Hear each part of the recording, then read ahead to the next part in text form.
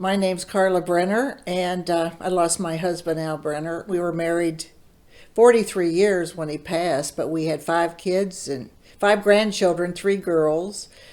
We were just enjoying family life. We had a house in Florida. We was looking forward to retirement. Life after Al died, it was just completely different. It was very lonely, and I come to COJ looking for friendship with people that understood, Your married friends don't call you much anymore. Once they figure you're okay, you don't always hear from your married friends because you're not part of a couple anymore. So I thought I got to be with people. I'm a people person. So it was all about figuring out who I was in a new life.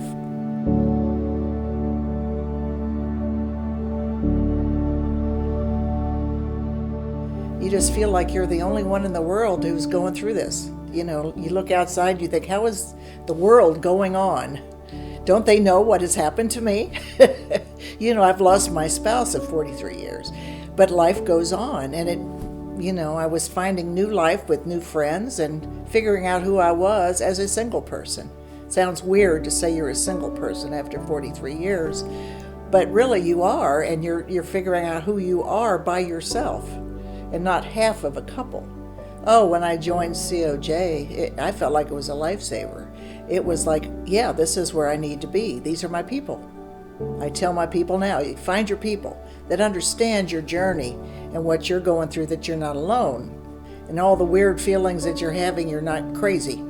This is normal as part of the grief journey, and we're on it together.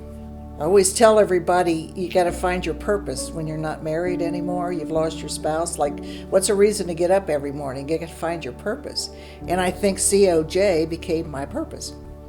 What I do in the COJ group, along with my husband Hershel, and he's a great asset because when we got married, he wanted to do everything with me. And I said, well, you can go with me because you're widowed. So he just started going, and then since has taken some facilitator training. But he has been an asset because the men are sticking around more, and they'll corner him and ask him about manly things, I guess, in their journey that maybe he wouldn't want to share with me, and they're interested in how we met. Match.com. My name is Hershel Million. I am missing my wife Pat that passed away 23 years ago. We were married 37 years and 11 months. We got married as kids, I say. She was 17 and I was 18. And so we grew up together. So I went to church a lot and, socialized what you could, but it's like kind of, well, there's always something missing.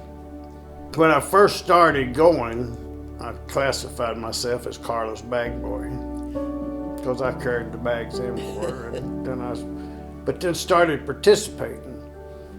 And I saw that the more meetings that we went to, and I'll say it this way, that I was there, I started to see more men coming.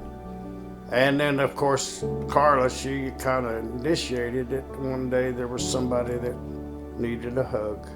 So she told me that they need a hug. So now I'm known as the official hugger. They come in now looking for their hugs. I always greet them at the door. I'm standing there. And they come in and they'll say, where's my hug? And in the beginning, I thought maybe we wouldn't be very effective being married doing grief support because I had done it before I was married. But then a lady in one of our groups said one day, a younger lady said, no, I think it's wonderful that you're doing this because it gives me hope that life does go on, even as I get older, that I can marry again if I choose, And that woman was in her 30s, and she did remarry again. But it made me feel good that she said that. And I thought, well, maybe we're doing what we're supposed to be doing.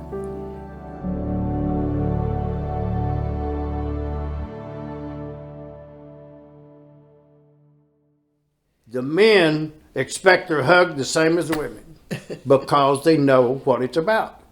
It's not about nothing but just that human touch, and to know that somebody cares. When I think of COJ, I think of a lifeline.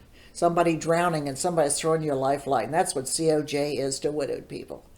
It gives them an outlet to be among people like themselves, and that they're about to go under, and it brings them back up to the surface. Like life goes on.